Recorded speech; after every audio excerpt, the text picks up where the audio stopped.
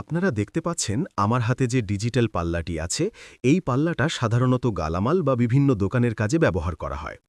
আজ এই পাল্লাটাতেই একটা সমস্যা নিয়ে আমার কাছে এসেছে।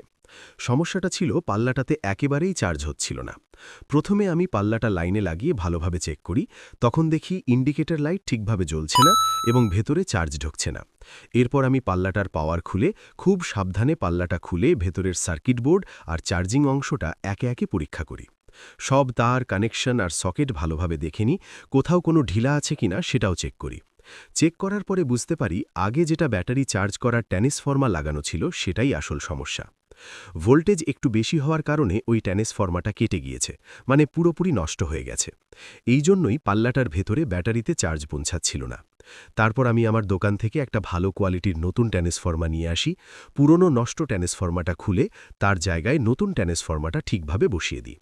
এখন আমি ধীরে ধীরে সব তার আবার আগের মতো করে লাগিয়ে নিচ্ছি।